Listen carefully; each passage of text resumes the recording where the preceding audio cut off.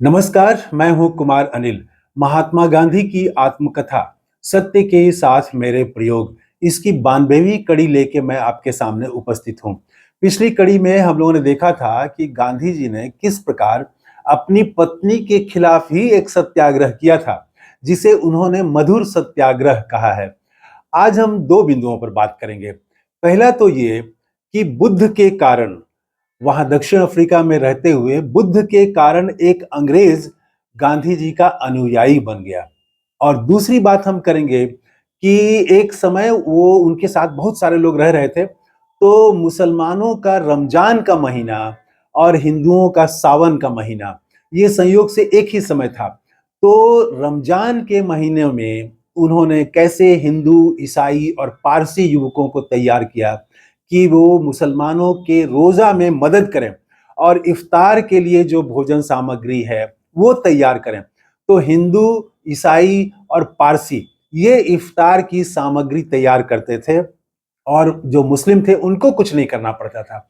उनकी सेवा में ये लोग लगे रहे और इसका परिणाम ये हुआ कि हिंदू, मुस्लिम, ईसाई, पारसी ये सब के बीच एक अभूतपूर्व एकता पैदा हुई।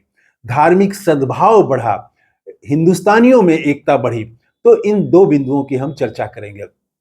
देखिए, गांधी जी, हम पिछली कई कड़ी से बात कर रहे हैं कि वो आहार के संबंध में तरह तरह का प्रयोग कर रहे थे। शुरुआत तो उनकी हुई थी कि आहार का प्रयोग स्वास्थ्य के लिए वो बेहतर है, इसीलिए वो मांस तो वो खाते ही नहीं थे, मांसाहार तो का सवाल ही नहीं था, लेकिन वो अन्न के मामले में भी प्रयोग करते रहते थे। तो ये बाद में डेवलप हो करके अब वो सिर्फ स्वास्थ्य के लिए नहीं रहा, अब वो हो गया संयम के लिए, ब्रह्मचर्य के लिए, ईश्वर के निकट जाने का एक माध्यम बन गया। और अब जो है इस बार वो दूध छोड़ देते हैं। तो हुआ ये कि एक थे मिस्टर केलन बैक। तो मिस्टर केलन बैक जो थे वो अंग्रेज थे, काफी खर्चीले थे और उनसे गांधी जी की दोस्ती अनायास ही हो गई थी। वो मिस्टर खान के दोस्त थे, केलन बैक। और मिस्टर खान ने केलन बैक में वैराग्य के तत्व देखे थे कि ये वैरागी जैसा बात करते हैं। हालांकि थे बहुत खर्चीले, लेकिन वो जो बात करते थे तो कुछ वैरागी की बात करते थे, त्याग की बात करते थे। तो गांधी जी से उन्होंने मिस्टर खान ने मिलवाया, ये जानबूझ के मिलवाया उन्होंने कि गांधी जी भी तो इसी तरह के प्रयोग करते रहते थे। आंदोलन हिंदुस्तानियों के हक अधिकार के लिए लड़ते हुए भी एक ईश्वर का रास्ता कैसे हम वो दोनों को जोड़ते रहे। वो तो गांधी जी से मिलवाया और पहली ही दो जो मुलाकात हुई, पहली ही मुलाकात में मिस्टर केलन बैक ने धर्म पर चर्चा छेड़ दी और उन्होंने बुद्ध के बारे में पूछा कि बुद्ध के त्याग के बारे में आप बताइए। तो गांधी जी ने जो वर्णन किया, और बुद्ध का के बारे में हम सब जानते हैं, उनका त्याग तो अभूतपूर्व है। उनके जैसा त्यागी तो कोई नहीं मिला।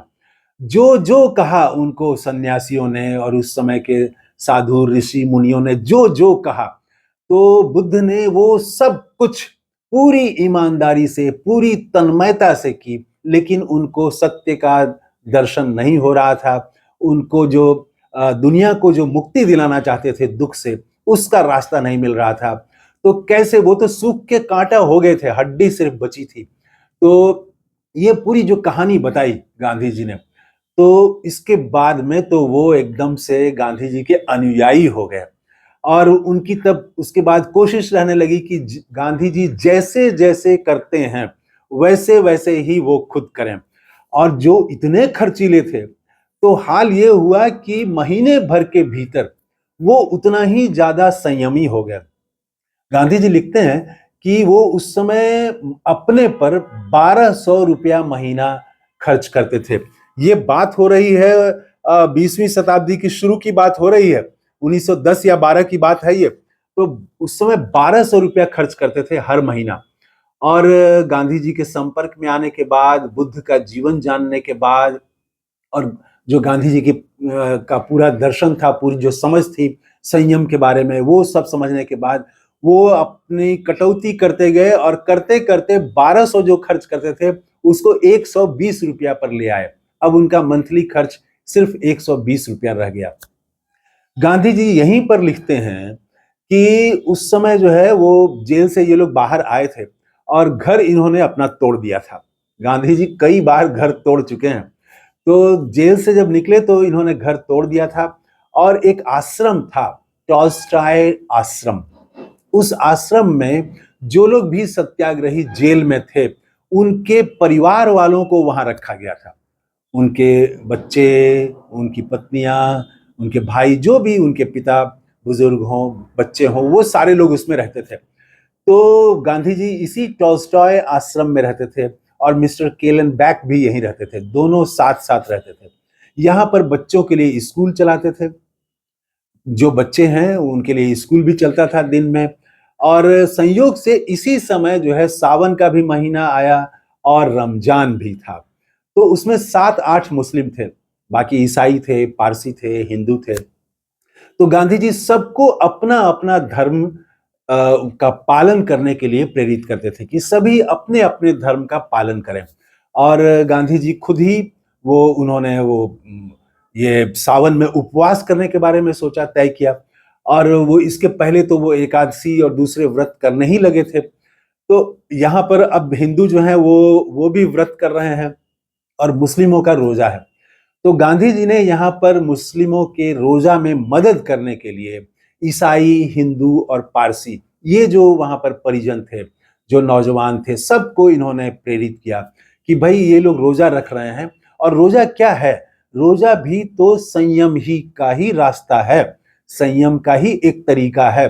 और गांधी जी खुद ही संयम के का पालन करने के लिए, ब्रह्मचर्य का पालन करने के लिए वो प्रयास कर रहे थे। तो दूध तो वो छोड़ ही चुके थे। वो केलन बैक के साथ में मिल करके दोनों ने तय किया था। असल में बार बार चर्चा होती थी कि दूध ठीक नहीं है। तो केलन बैक ने एक दिन कहा कि जब दूध ठीक नहीं है तो हम छोड़ क्यों नहीं देते? तो गांधी जी को आश्चर्य हुआ और उसी समय उसी आश्रम में ही दोनों ने तय किया कि आज से हम लोग अब दूध लेना बंद करते हैं, किसी भी रूप में दूध नहीं खाएंगे। और उसके बाद सिर्फ फलाहार। तो फलाहार में भी जो है वो जो सस्ता फल हो, मौसमी फल हो, वही खाएंगे। तो चूल्हा जलाने की भी जरूरत नहीं रही, चूल्हे का भी उपयोग कम हो गया। मूंगफली या ऐसे ही कुछ फल, ये खा के ये लोग रहने लगे लोग। तो मैं बात कर रहा था रमजान और रोजे की। तो इन्होंने सबको तैयार किया कि आप सब लोग एक दूसरे की मदद करें, सभी अपना धर्म का पालन करें और उनके धर्म के पालन में दूसरे धर्म वाले मदद करें। और इसमें सब लोग तैयार हुए और रमजान का महीना रोजा रखते थे। तो रोजेदारों के लिए जो इफ्तार की सामग्री तैयार की जानी है, वो अब मुसलमानों के जिम्मे नहीं रहा, बल्कि ये काम अब हिंदू और ईसाई और पारसी, ये जो वहां पर कैदियों के परिजन थे, वो लोग सब लोग करने लगे। और वो रोजे के बाद इफ्तार जो है दिन शाम को, वो शाम ढलने का इंतजार करते थे और फिर ये लोग सजाते थे, इफ्तार में सब कुछ सजाते थे। यहाँ एक बात ध्यान देने की है कि उनको कोई तकलीफ नहीं हो, रोजेदारों का इफ्तार जो है सही समय पर तैयार हो जाए, इफ्तार की सामग्री। तो इसके लिए ये लोग थोड़ा पहले खा लेते थे, ईसाई, हिंदू और पारसी थोड़ा पहले खा लेते थे और उसके बाद में उनके लिए इफ्तार की सामग्री तैयार करते थे। और शाम होने के बाद तो कोई खाता ही नहीं था। तो ये जो प्रयोग किया गांधी जी ने, तो हिंदू, मुस्लिम, ईसाई, पारसी, हिंदुस्तानियों में एकता बढ़ी, इससे अभूतपूर्व एकता बढ़ी। सब में एकदम से सद्भाव का वातावरण आ गया। सब एक दूसरे के लिए कैसे मदद करें, आगे बढ़ बढ़ के दूसरे का ख्याल रखें, ये गांधी जी ने किया। और ये गांधी जी की परंपरा है। और इस परंपरा से कुछ लोग बहुत परेशान रहते हैं, इसीलिए वो इस परंपरा को नष्ट करने में आज लगे हुए हैं कि कोई धर्म को, गांधी जी तो कहते थे कि दूसरे धर्म को मदद करो। अब ये लोग जो है दूसरे धर्म को नफरत फैलाने में लगे हुए हैं। एक पूरी मशीनरी लगी हुई है, एक पूरा समाज का एक हिस्से को नफरत से भर दिया गया है। तो ये सब लोग गांधी से इसीलिए नाराज रहते हैं कि गांधी जो है उन्होंने हिंदू के विरोधी थे। वो हिंदू के विरोधी नहीं थे, वो हिंदू, मुस्लिम, सिख, ईसाई सब की एकता के पक्षधर थे। और ये इसका सबूत टॉल्स्टॉय आश्रम में उन्होंने दिया। तो इस तरह से 1912 में उन्होंने वो दूध लेना छोड़ दिया था और हिंदू मुस्लिम सबकी एकता स्थापित की। और उनके इसी संयम के कारण और बुद्ध के विचारों के कारण एक अंग्रेज जो है वो भी गांधी जी के अनुयायी हो गए। इस वीडियो में इतना ही। थैंक यू, धन्यवाद, जय हिंद।